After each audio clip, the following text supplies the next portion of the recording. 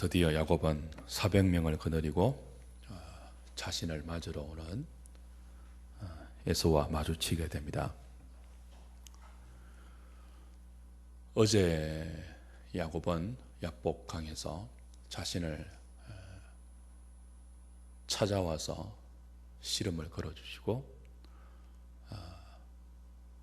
이제 하나님이 자신을 대신해서 싸워주는 이스라엘의 축복을 받았던, 경험했던 그런 어제의 기억이 있죠. 그 야복 강가에 야곱이 이스라엘로 바뀌는 축복을 통해서 하나님은 야곱은 자기 인생을 하나님이 대신 싸워 주시면서 지키는 인생임을 분명히 확신하게 되었어요. 그럼에도 불구하고 눈앞에 400명의 장정이 흙먼지를 일으키면서 다가오는 모습은 충분히 두려움을 불러일으키에 합당한 그런 위용이었습니다. 만약 에서가 대동하고 자신에게 오는 400명이 일으키는 흙먼지가 자기를 향한 그 칼을 겨누는 그런 위용이라면 꼼짝없이 죽어야 하는 그런 형편이죠. 그래서 그는 진영을 정비합니다. 자신들의 가족과 짐승의 떼를 진영을 갖추어서 재정비하는데 가장 아끼고 사랑하는 사람들을 맨 뒤에 배치해요. 만약의 경우를 대비함이죠. 에서가 거느리고 오는 400명이 자신을 해하는 그런 세력이 될 때 맨 마지막에 가장 아끼는 가족들을 배치함으로 만약의 경우를 대비합니다. 그러나 달라진 것이 분명히 있어요. 어제 하나님의 그 축복을 경험한 야곱이기 때문에 하나님이 자신을 대신해서 싸워주시는 이스라엘의 은혜를 경험했기 때문에 과거와는 달리 그렇게 사랑하는 사람을 맨 뒤에 배치했음에도 불구하고 이번에는요, 야곱 자신이 맨 앞에 에서를 맞이하는 맨 선두에서 자신의 진영을 지휘합니다. 놀라운 변화예요. 지금까지는 맨 꽁무니에 야곱이 숨었거든요. 근데 야곱을 이스라엘로 바꾸어 주시면서 과거에는 네가 네 인생을 지키기 위해서 살았지만 속임수로 싸우고 강교와 술수를 동원해서 네 자신을 지키려고 싸웠지만 이제는 엘이 주어가 되면 하나님이 싸우시는 인생이에요. 하나님마저도 겨루어서 이기려고 했던 야곱을 하나님이 야곱을 위해서 싸우시는 인생, 이스라엘로 바꾸어지는 복을 경험하고는 맨 앞장서서 두려운 에서를 맞이합니다. 놀라운 변화입니다. 특별히 그렇게 맨 앞장서서 400명을 대동하고 자신을 맞으러 오는 에서를 맞이하는 야곱의 행동은 변화된 모습을 여실히 반영하고 있습니다. 7번이나 몸을 땅에 굽혀서 절하며 에서를 맞이합니다. 7번 몸을 땅에 굽힌 절, 큰 절이에요. 당시에 7번 몸을 땅에 굽혀 절하는 것은 당시에 종에 해당되는 나라의 신하들이 주권자에 해당되는 나라의 왕에게 예의를 표하고 우리의 목숨은 당신의 결정에 달려있다는 것을 극명하게 표시하기 위하여 대부분의 외교 관례에서 종에 해당되는 나라가 주에 해당되는 왕에게 7번 몸을 땅에 굽혀서 예의를 표현했습니다. 그 정도로 극대의 존경의 표시를 야곱은 드러내고 있죠. 어떻게 보면 형과 아우의 사이인데 20년 만에 만나는 형과 아우의 관계인데 너무 굴종적인 모습으로 보일 수 있고 또 아부나 비굴한 모습으로도 비춰질 수 있습니다. 이것은 야곱이 지금 400명을 거느리고 자기를 맞으러 오는 에서를 7번이나 땅에 몸을 굽혀서 절하는 이런 그 모습은 아부가 아니에요. 비굴한 모습도 아니에요. 이건 조금 전에 하나님의 은혜를 체험한 하나님의 은혜를 입은 자의 마땅한 겸손입니다. 뭐라고요? 비겁함이나 아부가 아니고 은혜를 체험한 사람의 당연한 겸손의 자세예요. 하나님의 은혜를 체험하면 구원파처럼 되지 않습니다.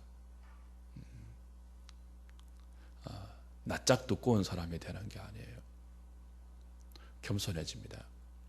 성령의 은혜를 체험하면 성령의 은혜는 언제나 성부와 성자와 더불어서 체험되는 것입니다. 성령 혼자 단독적으로 은사를 동원하거나 기적을 동반하는 그런 성령의 은혜가 아니에요. 하나님은 언제나 삼위일체로 사역하시고 존재하시고 역사하시는 분이지 성부와 성자의 계시의 말씀 없이 성령 혼자 무슨 에너지처럼 성령 혼자 무슨 신비한 어떤 현상을 동반해서 일어나는 그런 집회는 전혀 성경적이지 않습니다. 성삼위 하나님은 언제나 함께 사역하시고 함께 관계하시면서 우리 삶 가운데 구원의 역사를 이루어 가시는 분이에요. 그러니까 성령이 충만하다, 하나님의 은혜를 경험했다 할 때는 언제나 삼위 하나님의 은혜를 실존적으로 경험한 사람들이 성경 가운데서 보이는 반응은 겸손으로 나타납니다. 에베소서 5장 18절 이하에서 우리가 자주 인용하지 않습니까? 사도가 말했던 성령 충만함의 대표적인 증거가 뭐였습니까? 피차에 복종하는 것입니다. 성령이 충만하면 시와 찬미와 신령한 노래로 서로 화답하고 삼위 하나님께 영광을 돌리고 찬송하며 감사하며 그리고 피차에 복종하는 것으로 드러나요. 인정할 자를 인정하고 존경할 자를 존경하며 머리 숙여야 할 사람에게 머리 숙이는 모습으로 은혜를 입은 열매가 드러납니다. 방방 뛰는 게 아니에요. 신비한 체험을 했기 때문에 사람도 알아보지 못하고 자신이 최고인 것처럼 위세를 부리고 그건 성령의 은혜가 아니죠. 언제나 하나님의 정상적인 은혜는 머리 숙여야 할 자에게 머리를 숙이는 겸손으로 나타납니다. 특별히 자신이 과거에 잘못했던 사람 앞에 자신의 잘못을 인정하는 회개로 은혜를 체험한 열매가 나타나야 돼요. 그런 의미에서 야곱이 에서를 맞이할 때 7번이나 몸을 땅에 굽혀 절하는 이것은 아첨함이나 비굴한 모습이 아니에요. 어제 야복강가에서 특별한 하나님의 은혜를 체험했어요. 그전에는요, 마하나임, 하나님께서 자신을 지키는 두 진영의 하나님의 천사를 목격하는 은혜를 경험했어요. 이 뚜렷한 하나님을 경험했던 은혜의 체험은 야곱을 겸손하게 만들어요. 에서가 다가오잖아요. 은혜를 경험했기 때문에 에서 앞에도 당당하고 나를 한번 건드릴 테면 한번 건드려 봐라. 내가 누군데 하나님의 두 부대가 함께하는 사람인데 그러면서 에서를 무시하고 깔보고 그게 아니에요. 특별히 자신이 20년 전에 에서에게 잘못한 전력이 있잖아요. 야곱은 자신의 잘못 때문에 형과의 관계가 틀어졌단 말이에요. 형의 분노를 피하기 위해서 외삼촌의 집으로 피신하여서 20년 만에 돌아오고 있어요. 그 과정에서 하나님의 은혜를 체험하고 이제 그 형과 맞닥뜨리는 순간이에요. 그래, 하나님이 나를 안전하게 지켜주신다고 약속했어. 네가 나를 어떻게 해야 하는지 하나님이 나를 지키실 거야. 그렇게 당당하지 않습니다. 겸손해요. 7번 몸을 땅에 굽힌다고요. 자신의 잘못을 인정하는 행동이에요. 이미 우리가 지난번에 살펴보았죠. 화해 비용으로 많은 선물을 보내었잖아요. 뇌물이 아니었어요.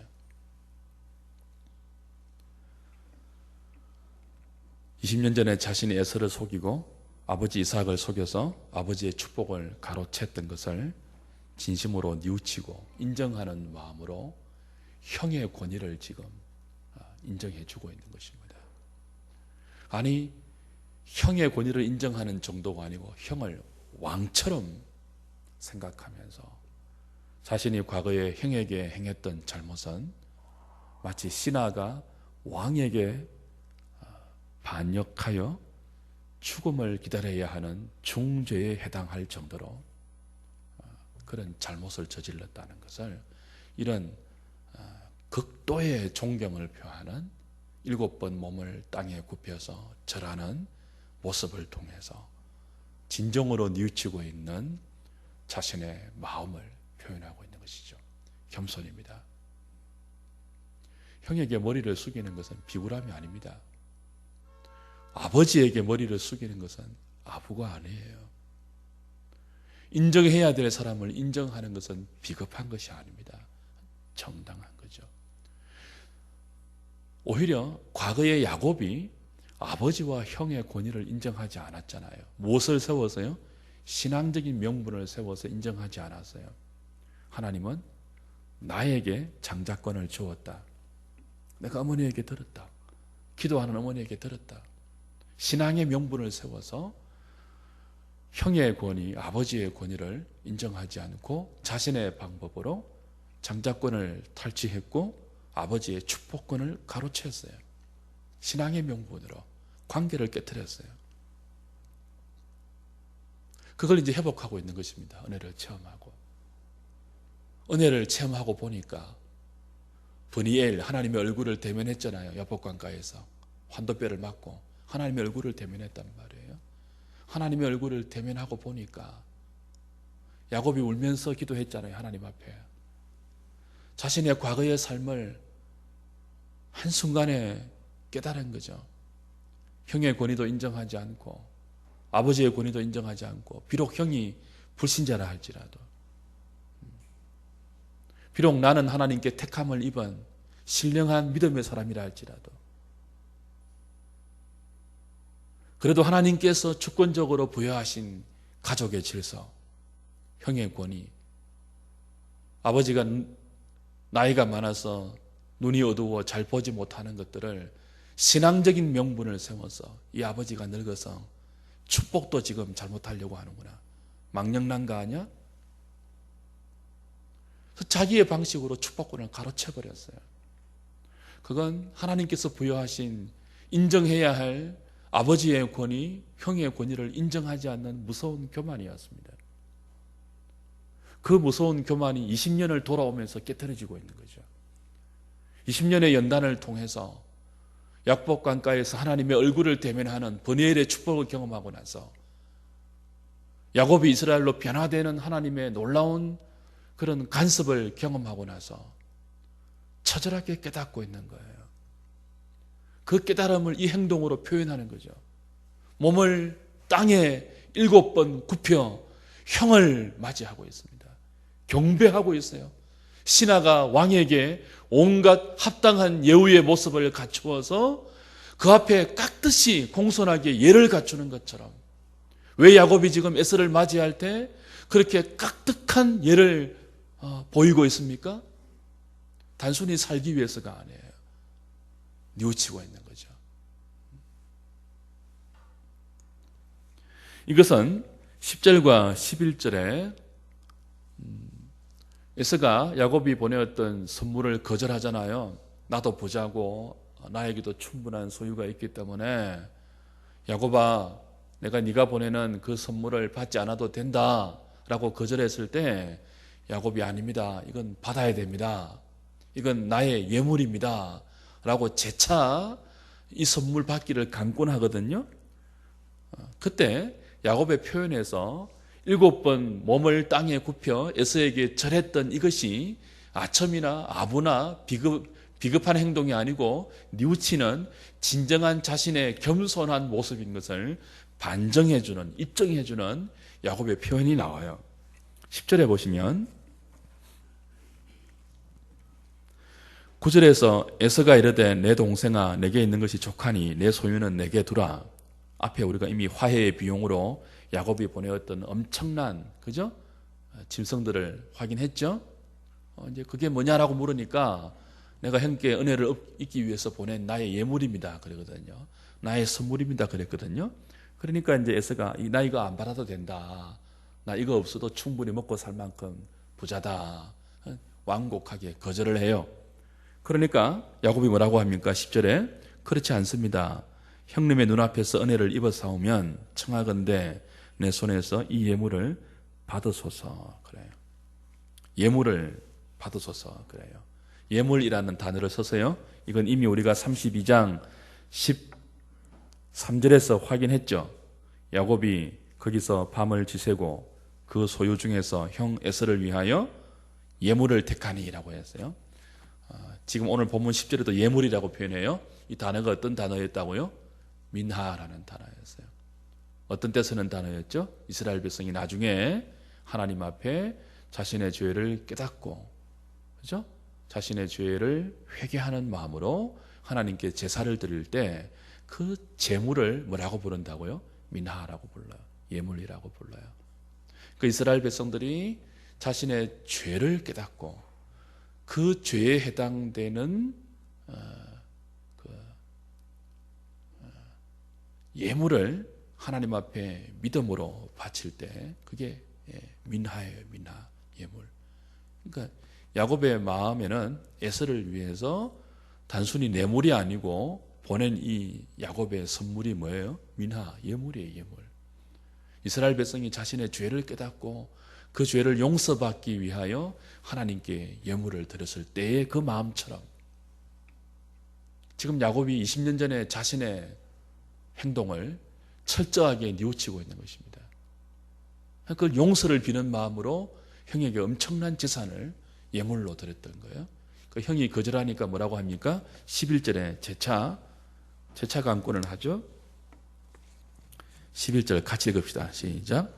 하나님이 내게 은혜를 베푸셨고 내 소유도 적하오니 청하건대 내가 형님께 드리는 예물을 받으소서 하고 그에게 강권함에 받으니라. 두 번 강권하니까 에서가 받았어요. 두 번째 강권할 때 우리말 번역에는 똑같이 예물이라고 되어 있어요. 내가 형님께 드리는 예물을 받으소서라고 되어 있는데 히브리어에는요 예물이 아닙니다. 나의 복이라는 단어예요. 내가 형님께 받았던 나의 복을 받으소서 그렇게 말해요. 10절에서는 나의 예물이라는 말이 맞고 11절에서는 원래는 뜻이 뭐라고요? 나의 복이에요. 내가 형님께 드리는 나의 복이에요. 그러니까 이 복은 원래 내 복이 아니고 형님의 복입니다. 그런 뜻이에요. 그러니까 내가 20년 전에 형님의 복을 내가 가로채서 내가 갖고 있었는데 그걸 돌려드립니다. 받으소서. 그게 예물이에요. 그러니까 이건 철저하게 자신의 죄를 깨닫고 하나님의 은혜 가운데서 그 죄를 인정하는 자의 겸손한 태도입니다. 그게 7번 땅에 몸을 굽혀서 에서에게 절하는 야곱의 행동의 의미예요. 그리고 거대한 재산을 에서에게 보내는 그 예물에 담겨 있는 야곱의 마음이죠. 주 안에 사랑하는 여러분, 이것이 은혜 받은 자의 마땅한 모습입니다. 상대방이 예수를 알든지 모르든지 그들에게 믿음이 있든지 없든지 과거에 내가 잘못했던 사람, 더욱이 그 사람이 나의 형이었다면, 나의 형이라면, 나의 가족이라면, 나의 상사라면 내가 인정하고 내가 마땅히 머리를 숙이고 고개를 숙여야 할 사람인데 내가 잘못해서 관계가 깨트려진 사람이라면 주께서 은혜를 주셔서 그걸 깨닫게 하실 때는요 엎드려 절하는 것이 당연한 것입니다. 그리스도인들이 이것을 잘 못해요. 이걸 잘 못해서 욕을 많이 들어먹어요. 은혜를 체험했으면 머리도 숙일 줄 알아야 돼요. 자존심도 내리고요. 인사도 할 줄 알아야 되고요. 특별히 자신이 잘못했던 사람 앞에는 비굴하게 보일 정도로 잘할 수 있어야 됩니다. 표현을 해야 돼요.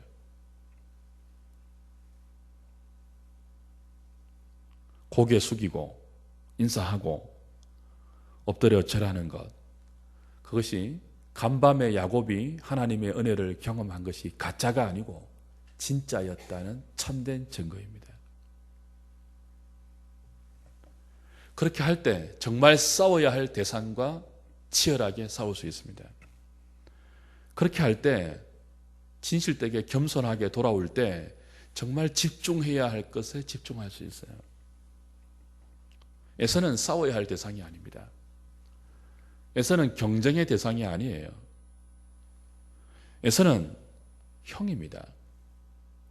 가족입니다. 불신 가족이에요. 전도해야 될 나의 가족이에요. 근데 과거의 야곱은요, 에서를 경쟁의 대상으로 여겼어요.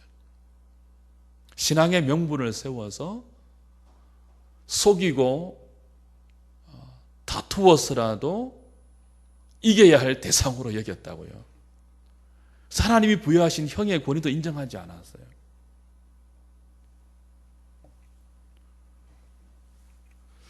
과거의 야곱은 바보였죠. 어떻게 에서와 싸울 생각을 했을까요? 하나님의 복이 이미 자신에게 있는데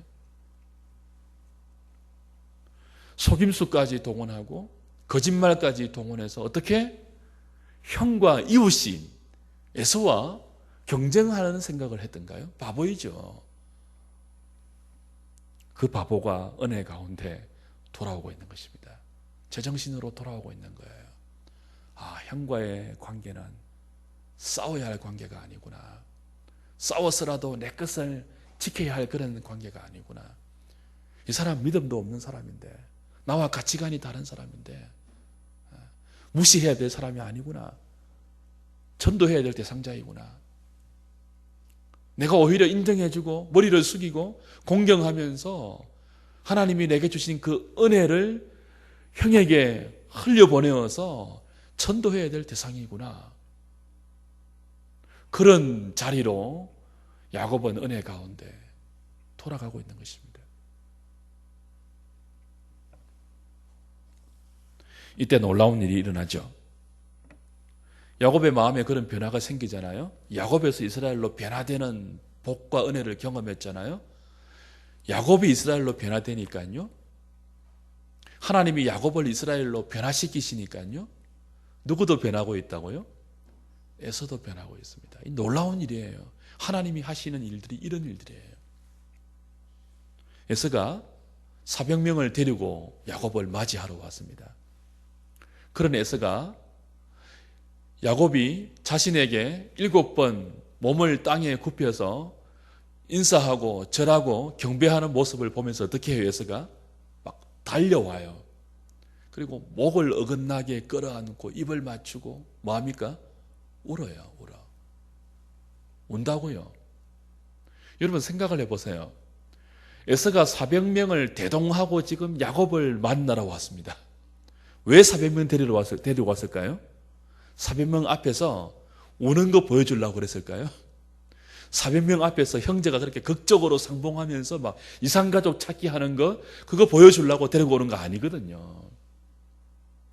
이미 우리가 보았다시피 창세기 27장 41절 보면요, 자신이 야곱에게 속았던 것을 알았던 에서, 아버지를 속여서 자신이 받아야 할 축복권을 동생이 다 빼앗아가 버린 것을 알았던 에서가 어떻게 했습니까? 야곱을 죽이려고 했습니다. 이삭이 죽을 때가 가까웠다는 것을 알고 에서의 마음속에는 아버지만 돌아가면 내 이놈이 이거는 반드시 내 죽인다. 그랬던 에서예요. 정말 죽이려고 했다고요. 그래서 그걸 알아차린 리브가가 뭐예요? 급하게 야곱을 야반 도주시켰다고요. 살리기 위해서. 하루아침에 아들 둘을 한꺼번에 잃을 수 없으니까 에서의 분노가 좀 풀릴 때까지만 도망가 있어라 라고 한 게 지금 20년 만이잖아요. 정말 에서는 야곱을 죽도록 미워했습니다. 그리고 정말 죽이려고 했어요. 왜 지금 400명을 데리고 온다고요? 다시 말씀드리지만 400명 앞에서 우리가 이렇게 친하다, 우리 이렇게 지금 극적으로 만난다, 우리 극적으로 화해한다, 그거 중계방송하기 위해서 데리고 온 거 아니에요. 죽이려고 데리고 온 거예요. 에서를, 야곱을 죽이려고 데리고 온 거예요. 아니, 죽이지는 못한다 할지라도 정말 죽을 정도로 야곱을 크게 뭐하기 위해서요? 혼내기 위해서 데리고 온 거예요. 내가 이런 사람이다. 과시하는 거예요. 아브라함이 롯을 구출하기 위해서 동원했던 가병이 318명이었습니다. 그러니까 지금 에서는 아브라함보다 더 큰 부호가 되어 있는 거예요. 에돔의 부호라고 말하죠. 굉장한 위세입니다. 야곱이 사실 거의 신하가, 그것도 그 종주국의 신하가 주권자인 왕에게 경배하는 같은 그 정도의 예절을 갖추어서 7번 경배했잖아요. 정말 에서의 위용은 왕의 위용이었습니다. 400명은 보통 군사가 아니에요. 그 군사를 대동하고 와서 야곱을 진짜 죽이려고 했다고요. 에서의 마음은. 그런데 그 마음이 녹아지고 있습니다. 에서가 가장 지금 당황스러워요. 400명을 데리고 이놈을 정말 혼내려고 했거든요. 죽이든지 혼내든지 막.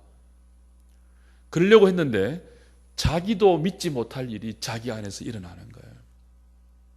어떻게 해요? 동생이 절하는 모습을 보니까 왜 그런 마음이 드는지 모르겠는데 그냥 불쌍해지면서, 어떻게 하다가 우리가 20년 동안에 이렇게 어긋나서 만나지도 못하고 쌍둥이잖아요. 이렇게 헤어져서 미워하고 살았을까?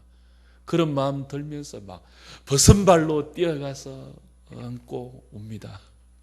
울면서도 뭐예요? 에서가 지금 황당스러워요. 울면서 내가 지금 왜 이러지? 이러려고 온 게 아닌데 얘들 앞에서 내가 지금 뭐 하는 짓이야? 이 400명 앞에서 내가 지금 뭐 하는 짓이야? 얘들 내가 왜 데리고 왔지? 얼마나 당황스럽겠어요. 자신의 이 마음을, 변화되는 이 마음을 보면서. 정오심이 사라지고 사랑스러운 마음이 일어나면서 에서의 눈에 눈물샘이 터지고 말았습니다. 하나님의 역사이죠. 우리가 사람을 만나기 전에 꼭 기도해야 하는 이유가 여기 있습니다. 특별히 불편한 사람, 어려운 사람, 자신이 과거에 잘못을 저질러서 관계가 깨트려진 사람을 오랜만에 다시 만날 때 기도가 꼭 필요해요. 특별히 불신자가 그럴 때는. 믿지 않는 형제 자매인데 과거에 내가 참 미숙하고 어리석어서 그 사람의 마음에 결정적인 상처를 주고 특별히 신앙의 명분을 가지고 그랬을 때, 원수가 되어 있었을 때, 오랜 세월이 지나 그를 다시 만나게 되었을 때 꼭 기도하고 만나야 됩니다. 하나님, 저 사람의 마음을 녹여주십시오. 하나님 지켜주신다는 확신을 가지고 뻔뻔하면 안 돼요.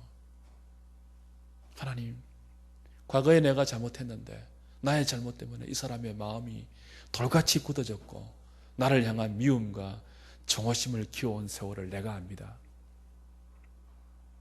하나님이 그 사람 마음을 터치하지 않으면 내가 심었던 미움의 정오의 씨앗 때문에 내가 어떻게 될지 모릅니다. 나를 불쌍히 보시고 저 사람의 마음을 만져주십시오. 기도해야 되는 거죠.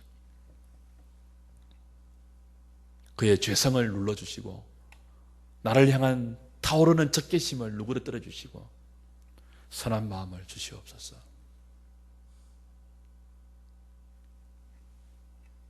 야곱은 놀랍게 자신을 맞이하는 에서의 이 격한 환영을 보면서 그 에스의 얼굴 속에서 누구를 봅니까?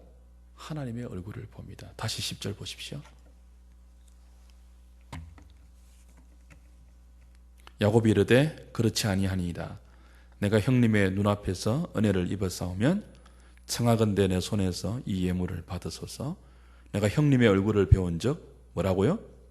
하나님의 얼굴을 본 것 같사오며 그랬어요. 이것도 어떻게 보면 좀 아부처럼 보일 수 있죠. 형님의 얼굴이 하나님의 얼굴 같습니다. 아부가 아니에요. 진짜예요, 진짜. 에스의 얼굴에서 누구의 얼굴을 본다고요? 하나님의 얼굴을 봐요. 하나님의 역사예요. 에스의 얼굴이 야곱에게 그렇게 온화한 얼굴로, 눈물 흘리는 얼굴로 다가오는 것은 하나님의 얼굴이에요. 진짜. 진짜 야곱은 에스의 얼굴을 통해서 하나님의 역사를 보고 있는 것입니다. 하나님이 아니면 사람의 마음을 그렇게 바꾸지 못해요. 우리가 지금 기도해야 되는 때입니다. 나라를 위해서. 세월호 사고로 가족을 잃은 유족들의 마음에는 분노가 가득 차 있어요. 그 분노는 이 나라를 전체적으로 폭발시킬 수 있는 무서운 에너지를 갖고 있는 분노임을 우리는 다 느끼고 있습니다. 대통령 하야 이야기가 나와요. 내각 총사퇴 이야기가 나와요. 그래도 진정되지 않을 수 있는 분위기예요. 기도해야 될 때입니다. 이런 사람들의 마음을 누가 바꿀 수 있습니까? 하나님이에요. 온 나라가 분노의 불길에 휩싸이지 않도록 분노와 정오와 미움으로 가득 차 있어야 할 에서의 얼굴이 사랑의 얼굴로 눈물로 범벅이 되어서 격하게 동생을 위하는 그런 얼굴이 된 것은 전적인 하나님의 기적입니다. 지금 에서는 제정신이 아니에요. 400명을 데리고 올 때 그 제정신이 아니에요. 그가 야곱에게 가족을 물어요. 이 사람들이 누구냐? 눈에 보인다는 뜻이에요. 주 안에 사랑하는 여러분, 우리의 마음에 상대방을 향한 적개심이 가득 차 있으면 상대방 주위의 사람이 눈에 안 들어옵니다. 안 보여요. 죽이고 싶은 마음이 가득 차고 미워하는 마음이 가득 차면 그 사람 주위에 누가 있는지 무엇을 하는지 안 보인다고요. 그 사람만 죽이면 돼요. 근데 에서의 눈에 누가 들어오고 있습니까? 야곱과 함께 있는 야곱의 가족들이 보여서 물어요. 야곱이 말하기도 전에 먼저 에서가 먼저 물어요. 이 누구냐? 가족인 줄 알겠죠? 짐작을 하겠죠? 물어요. 눈에 들어온다는 뜻이에요. 야곱의 가족들이 눈에 들어와요. 그건 벌써 에서의 마음에 뭐가 사라지고 있다는 증거예요. 야곱을 향한 분노와 적개심과 미움이 사라지고 있다는 증거예요. 그 주변에 있는 사람들이 보인다고요.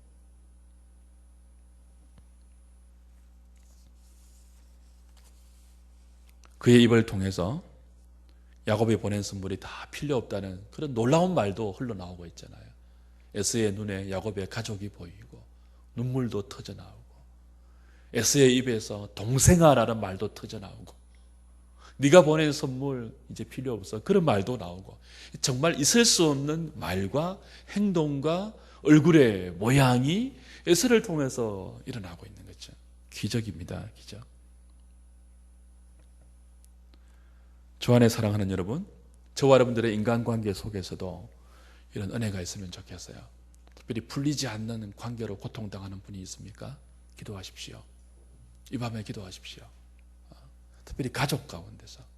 가족인데 내 형이고 동생이고 가족인데 친척인데 특별히 불신 가족 가운데 이런 관계가 있다면 풀리지 않는 엉어리가 있다면 기도하셔야 됩니다.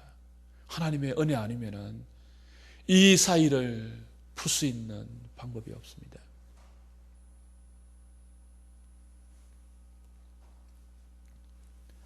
근데 이때 또 조심해야 됩니다. 에서의 얼굴에서 하나님의 얼굴이 보일 때 조심해야 돼요. 에서가 너무 동생이 사랑스럽게 보여서 하나님의 간섭이죠. 그죠? 온갖 호의를 베풀어요. 내 집으로 가자. 세일에 있는 내 집으로 가자. 내가 데리고 온 군사를 호위병으로 너를 안전하게 호위해서 내 집으로 가자.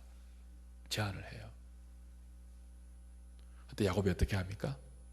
제안을 받습니까? 안 받습니까? 정중하게 거절해요.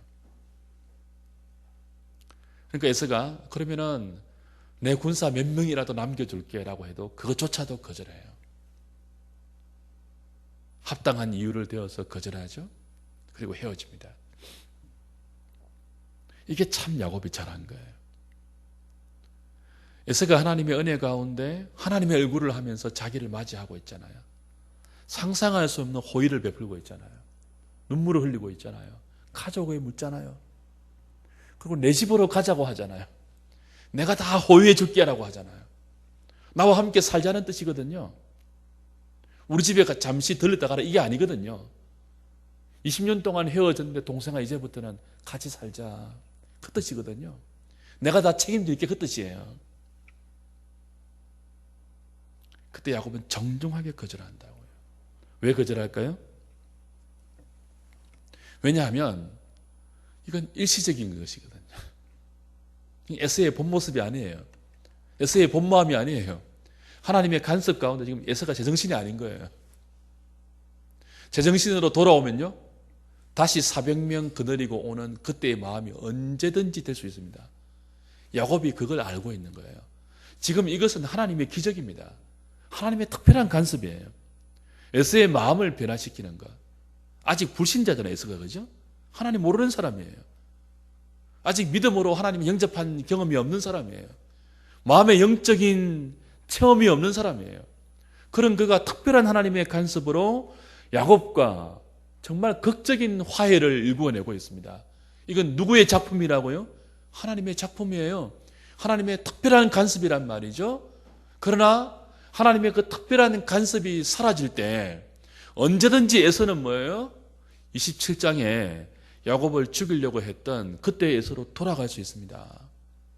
그러니까 덥석 하나님이 축복을 베풀고 하나님이 특별한 간섭을 해서 그 극적인 화해가 일어나고 그 마음에서 에서가 제의하고 호의를 베푸는 제안들을 다 받아들이면 안 돼요.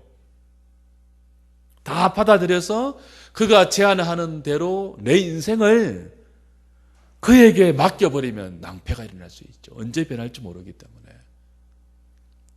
이것마저도 어쩌면은 하나님께서 야곱을 지키시는 섭리의 손길일지 모르겠습니다. 지금 에서가 야곱을 이렇게 대하는 것은 에서가 근본적으로 변했기 때문이 아니에요. 하나님의 특별한 간섭과 역사 때문에 그렇죠. 주 안에 사랑하는 여러분, 사람이 우리에게 잘해줄 때, 특별히 그럴 수 없는 사람이 갑자기 나에게 잘해줄 때 우리 하나님을 찬양해야 됩니다. 하나님의 역사이니까요. 그때 또 동시에 조심해야 돼요. 나에게 특별히 잘해주는 사람에게 내 인생을 맡기거나 그 사람의 제안을 그대로 호의로 받아들여서 그 사람과의 미래적인 관계를 구축하려고 하지 마십시오. 일시적이에요, 일시적.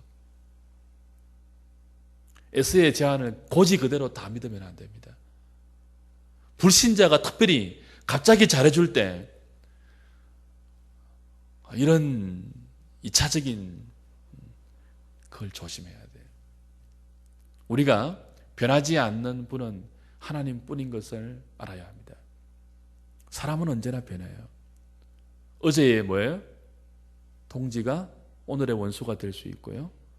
오늘의 원수가 내일의 파트너가 될 수도 있습니다.